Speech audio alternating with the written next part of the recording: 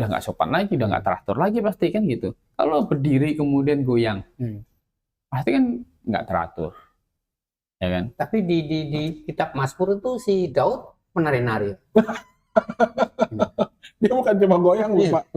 Buka baju bahkan. Itulah makanya diadopsi oleh banyak gereja, bahkan bisa sampai begitu gitu loh, Pak. Seperti Daud menari.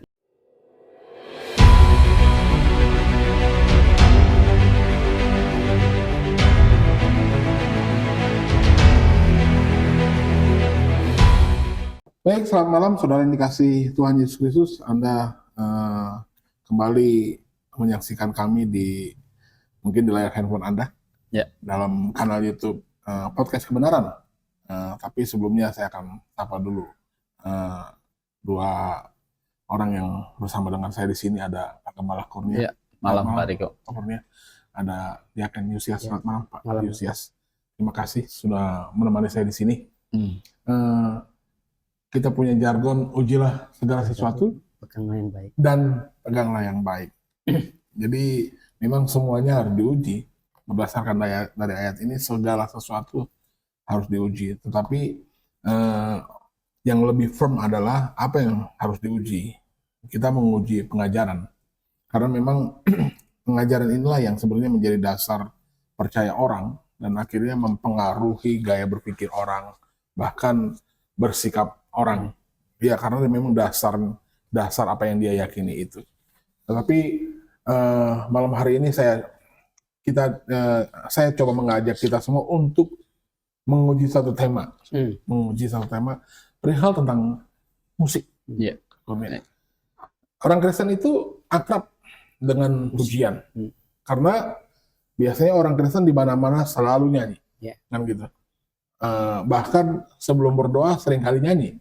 Acara kematian nyanyi, acara syukuran nyanyi, acara kebaktian nyanyi, apapun itu nyanyi. Oke. Dan berkembang dengan masyarakat yang di era lebih modern sekarang ini, itu akhirnya musik juga mempengaruhi atau bahkan memberikan warna dalam gereja, kan gitu. Bicara tentang gereja kan isinya adalah orang-orang percaya, kumpulan orang-orang percaya. Yang menarik adalah ternyata musik ini masing-masing gereja saya pikir punya punya warna. Dan saya sedikit banyak mempelajari warna musik gereja karena memang latar belakang saya adalah saya orang Kristen karismatik dan memang saya sendiri berkecimpung banyak di dunia pujian dan penyembahan di gereja saya lama dulu. Saya sering kali ambil pelayanan di worship leader. Dan memang ada banyak gereja-gereja, khususnya Pak Kurnia, biasanya semakin besar gerejanya, semakin wah musiknya. Karena sepertinya pagelaran musik itu memancing orang untuk lebih banyak lagi datang ke gereja. Kan gitu.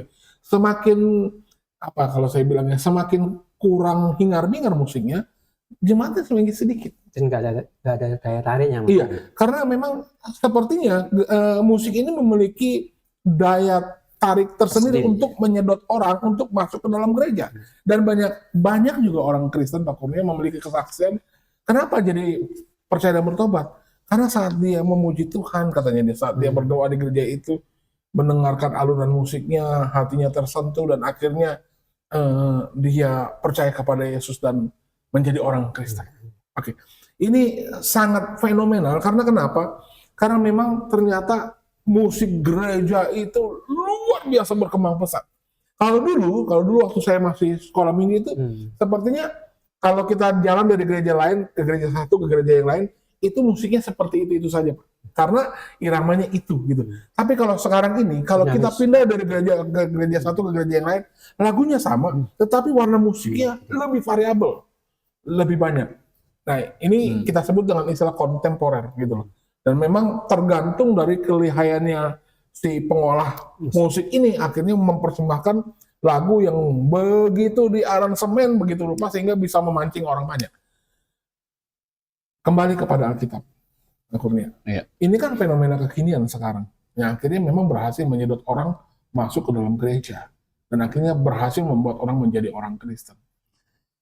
Saya tetap berprinsip bahwa sebenarnya segala sesuatu harus diuji, dan alat ukurnya adalah Alkitab dan akal sehat. Bagaimana Alkitab menjelaskan tentang riwayat musik? Kita bisa bilang dalam sejarah Alkitab, seperti apa sih kira-kira Alkitab menuliskan musik ini dipakai untuk memuji Tuhan? Karena di zaman Daud pun sudah ada tuh. Oh iya betul. Barang saya sering kali ke gereja, memuji Tuhannya luar biasa, hingar-bingar gitu. Karena mereka meniru Daud yang memuji Tuhan itu sambil menari-nari gitu ya kan, memuji Tuhan seperti Daud gitu loh. Dan mereka merasa enjoy dan mereka merasa ada di dalam hadirat Tuhan dalam tanda petik. Lalu bagaimana kita bisa menjelaskan apakah fenomena ini sesuai dengan maunya Tuhan dalam koridor, apakah ini Alkitabiah? Bagaimana kita bisa menjelaskan ini secara jelas, Pak Korga? Silakan. Oke, kita baca dulu 1 Korintus pasal 14 ayat yang ke-40. Ini adalah satu prinsip umum dalam pertemuan jemaat. Tetapi segala sesuatu harus berlangsung dengan sopan dan teratur. Jadi memang secara konteks ini waktu itu mengatur tentang karena masih ada berbahasa lidah, kemudian diatur begitu, berapa orang yang di dalam gereja diatur, kemudian bagaimana wanita di dalam gereja, itu diatur seperti itu. Jadi prinsipnya adalah dalam pertemuan jemaat itu ditetapkan harus berlangsung dengan sopan dan teratur. Jadi dengan musik juga ya, nyanyian lagu di gereja itu juga harus sopan dan teratur. Sopan dan teratur. Sopan dan batasannya teratur. apa itu Pak, sopan dan teratur ini? Nah, begini, batasannya sopan dan teratur itu berarti kan tidak, kalau sopan itu kan berarti bicara moral tertib, begitu. Jadi kan pertemuan jemaat itu harus berlangsung dengan sopan dan teratur, itu tertib, tidak kacau, tidak gaduh lah Pak ya. Tidak gaduh, tidak kacau, kan seperti itu. Jadi tidak bisa dipahami satu sama lain. Ya, tidak bikin bingung orang. Kan begitu. Jadi tertib. Nah, kalau musik itu berarti kan juga musiknya itu harus sopan dan teratur. Dan tentu tidak semua irama musik, irama lagu ya itu sama semua. Kan begitu. Jadi gini, lagu itu kan sebenarnya kayak ada jiwanya, gitu. Ada jiwanya. Ya kalau musik rock atau musik rap begitu, itu kayaknya jiwanya itu pemberontakan, kan gitu. Pokoknya yang ini rock bebas berekspresi gitu ya Pak. Ya, rock dan rap itu kayak melanggar tatanan yang ada gitu loh. Bahkan kalau musik rock itu penyanyi sampai mau menelan mic loh ya. Ini kan terus getahnya juga seperti laki-lakinya kan berambut panjang kan gitu. Jadi itu adalah spirit pemberontakan. Normal-normalnya kan itu pendek laki-laki, kan. Ini rambut panjang gitu. Terus nanti misalnya kalau yang rap juga kan, ini enggak celananya gede-gede gitu, yang kedodoran kelebar-lebaran gitu kan, jadi yang enggak sesuai dengan semestinya normalnya tatanan yang aturannya begitu. Ya kan, jadi jiwanya kan seperti itu. Nah, kemudian kalau musik dangdut, pop begitu. Itu kan pasti sensualitas di situ, ya kan? Maka di penyanyi-penyanyi dangdut di kita ini kan munculnya namanya macam-macam. Ada goyang gergaji lah, goyang ngebor lah, goyang apa, pokoknya nama goyangnya macam-macam lah, kan gitu. Jadi artinya begini, pasti jiwa lagu itu ada jiwanya. kan gitu.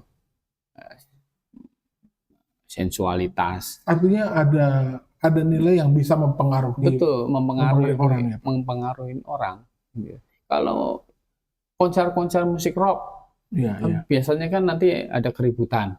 Oh iya Pak, saya dulu juga punya pengalaman itu nonton Sepultura di Lebak Bulus. Ya kan, pasti akan ada keributan. Iya. Gitu. Misalnya kalau kita beda dengan ini konser apa orkestra, gitu kan, nggak ada yang kemudian ribut-ribut di situ, kan gitu. Bahkan pemain orkestranya itu kan pakai jas, gitu-gitu kan, kayak elegan, gitu kan. Dan yang penontonnya juga akhirnya kan tertib ikut pakai jas, gitu-gitu. Nuansanya beda ya. Nuansanya beda. Iya, betul sih, betul. Begitu. Nah, artinya kan untuk gereja, berarti kita harus pilih mana yang tidak mendatangkan kekacauan. Kan begitu. Maksud ini bicara soal genre berarti ya Pak? Iya, genre, iramanya kan, jenis musik ya? musiknya. Oke. Kan begitu. Nah, jadi harus yang mendukung sopan dan teratur ini. Karena memang setiap musik itu punya spirit sendiri-sendiri. Betul. Maka dicarilah jenis musik yang sebenarnya mendukung ayat sopan dan teratur ini. Sopan dan teratur ini. Jadi tidak semua kejiwaan orang. Tidak semua musik kan sama. Iya. Gitu. Jadi pilih yang mana yang mendatangkan jenis yang musik yang harus mendukung sopan dan teratur ini. Ya kan, kalau misalnya di kita pakai musik masih dangdut, gitu kan. Itu yang kita itu pasti akan bergoyang dong badan. Ikutin musik Pak. Ikutin musik kan gitu. Nah, badan kita akan bergoyang. Nah, kalau badan kita bergoyang bagaimana? Udah nggak sopan lagi, udah nggak teratur lagi pasti kan gitu. Kalau berdiri kemudian goyang, pasti kan nggak teratur, ya kan? Tapi di kitab Mazmur itu si Daud menari-nari. Dia bukan cuma goyang loh Pak, buka baju bahkan. Itulah makanya diadopsi oleh banyak gereja, bahkan bisa sampai begitu gitu loh Pak. Seperti Daud menari. Itu kan di jalanan, ceritanya itu kan di jalanan. Dia saking senangnya bawa bait Allah itu tadinya kan si Usam dimatikan sama Tuhan karena salah cara kan. Bawa bait Allah harusnya dipanggul sama imam, ini taruh gerobak gitu. Jatuh, Uza tentara dipegang lagi kan, mati dia. Aduh, salah nih kata Daud kan gitu. Akhirnya dipakai cara yang benar gitu. Saking senangnya berhasil kan. Setiap jalan satu langkah dia nyanyi, nari. Tapi itu di jalanan. Gitu. Bukan di bait Allah, bukan. Gitu. Di jalan. Bukan di bait Allah, bukan di tempat sinagog, enggak begitu. Itu di jalanan Daud menyanyi yang seperti itu gitu. Nah, tetapi jelas bahwa kalau kita praktekkan nyanyinya nari-nari di sini di gereja bagaimana? Gitu kan? Ya. Kalau semuanya nari berantakan. Nanti orang luar akan lihat ini konser musik rock nih. Gitu kan, atau konser musik dangdut nih. Kan gitu. Orang lagi berbakti atau lagi konser gitu. Nah, iya, lagi kebaktian atau lagi konser nih. Kan seperti itu. Nah, jadi itu salah. Jadi kita pilih musik yang mendukung kesopanan dan ketertiban di dalam pertemuan jemaat. Jadi kalau pertemuan jemaat itu Alkitabiah itu pasti sopan dan teratur, tertib gitu. Kalau tidak tertib, itu pasti bukan yang Tuhan kehendaki. Gitu. Angkat loncat-loncat, gitu kan. Kemudian gandengan tangan, teriak-teriak, itu nggak tertib lagi, begitu kan. Jadi itu nggak Alkitabiah. Apalagi gandengan tangan laki perempuan. Jadi mendukung hal-hal yang mendukung sensualitas, pornografi, ya kan, itu tidak baik. Itu tidak Alkitabiah, tidak boleh dipakai sebenarnya, gitu. Di dalam gereja yang mau berdiri atas Alkitab, begitu. Jadi tidak semua musik sama. Kalau alat musiknya, ya ini sekarang bicara alat musiknya. Kalau alat musik kan netral. Alatnya netral. Alat musik kan bisa dipakai untuk musik macam-macam. Ini menjadi misteri besar nih buat banyak orang Kristen ya, Pak. Ini sekarang kan sepertinya nggak ada satu gereja yang tidak pakai musik. Semuanya alat musik maksudnya. Musik saya bilang. Ya. Tapi memang masing-masing genrenya saja yang berbeda.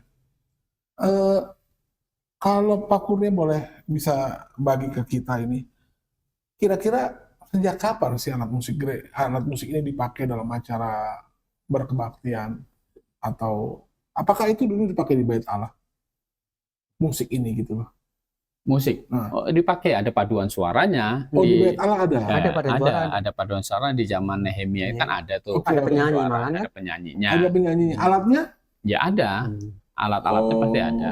Berarti memang sejak zaman dulu memang alat musik dipakai ada untuk memuji Tuhan. Betul. Bukan perorangan seperti Daud saja, bukan. Ya di Bait Allah kan ada pemusiknya juga kan. Ada kecapi dan seruling kan. Di kitab, kalau kita baca di kitab Mazmur kan ada kecapi dan seruling gitu. Dan itu bahkan dipakai tuh sampai orang-orang percaya di abad mula-mula kan diteruskan menyanyi di gereja. Iya. Menyanyi di Alkitab kan disuruh menyanyi juga. Gitu. Jadi kita disuruh menyanyi, Tuhan Yesus juga nanti menyanyi. Jadi biasa menyanyi itu. Jadi di pertemuan jemaat menyanyi memuji Tuhan dipakai biasa. Gitu. Berarti memang musik ini atau bunyi ini melekat erat dengan orang percaya ya Pak. Bahkan di zaman perjanjian lama sampai sekarang ini, itu maksudnya. Iya. Dipakai menyanyi. Jadi kalau di dalam Timotius itu kan benarlah perkataan ini, gitu kan? Itu adalah lagu. Gitu. Nah, Mazmur itu kan juga banyak nyanyian. Nah, orang Kristen kan disuruh bermazmur. Nah itu menyanyi. Berarti kalau begitu gereja pakai alat musik nggak salah Pak ya? Nggak salah. Cuman bagaimana cara penggunaan alat musik tadi? Menggunakannya. Gitu. Artinya memang harus menopang ayat sopan dan teratur. Harus mendukung sopan dan teratur ini. Gitu. Itu intinya. Jadi kita kalau musik-musik rock, dangdut, yang kemudian pop, itu kan jiwanya itu bukan jiwa rohani. Jiwa pemberontakan. Nah, kalau rock, rap itu kan jiwa-jiwa pemberontakan. Walaupun dipakai di gereja, akhirnya membuat orang menjadi orang Kristen gitu. Maksudnya disairkan dari rohani, gitu kan? Enggak, maksudnya gini loh Pak. Banyak orang-orang yang dengar musik rock itu akhirnya jadi orang Kristen. Maksudnya gini, maksud Pak Kurnia, syairnya rohani, dengan syairnya isinya rohani, tapi musiknya duniawi gitu Pak. Iya kan, musik rock kan bukan musik rohani sebenarnya. Jadi maksud saya tetap itu melanggar Alkitab, meskipun katanya berdasarkan banyak kesaksian banyak orang tersentuh karena musik ini dipakai di gereja itu. Oh ya pasti, kalau itu pasti tidak mendatangkan kesopanan dan keteraturan di dalam jemaat. Tapi ya apa itu perlu diingat juga Pak. Ya. Lucifer kan juga ahli musik. Jadi ingat benar juga ya Pak. Iya. Lucifer juga ahli musik, jangan salah. Ya jatuh dengan gambus dan kecapinya kan gitu. Ya jadi harus sopan dan teratur. Ini prinsipnya begitu. Nanti kita di part kedua kita bicara apa sih musik yang sebaiknya dipakai di gereja. Iya, karena genre ini banyak sekali. Betul. Ya, yang jelas yang spiritnya atau jiwanya itu pemberontakan, kemudian mendukung sensualitas, pornografi, moral rendah, ya kan. Kalau penyanyi rock, pop kan gitu. Raja pop itu kan Michael Jackson. Raja pop kan? Iya. Ratu popnya itu Madonna. Iya. Gitu. Bagaimana moral mereka? Gitu ya. Michael Jackson gitu. Itu melakukan kekerasan dengan anak. Iya, betul Pak. Kan gitu. Madonna. Bagaimana Madonna? Gitu. Ratunya pop, ratu pop. Iya kan? Belum lagi Raja Repa, MC Hammer. Ya kan? Iya. Seperti itu. Kemudian bagaimana akhir hidup para rocker? Iya. Tragis semua, Pak. Mereka obat bius semua, overdosis, kan gitu. Karena melawan Allah sebenarnya musik itu. Dan gereja, Musik bisa dipakai untuk melawan Allah. oh ya, karena jiwanya kan memberontak, nggak mau tertib, nggak mau tunduk kepada Allah. Oh, luar biasa ini. Maka syair-syairnya juga akhirnya di dalam musik-musik rock itu syair-syair pemberontakan kepada Allah. Jadi ngeri sebenarnya. Dan kalau itu kemudian yang dipakai memberontak kepada Allah, dipakai kepada gereja, kan tentu nggak pantas. Gitu. Itu nggak patut.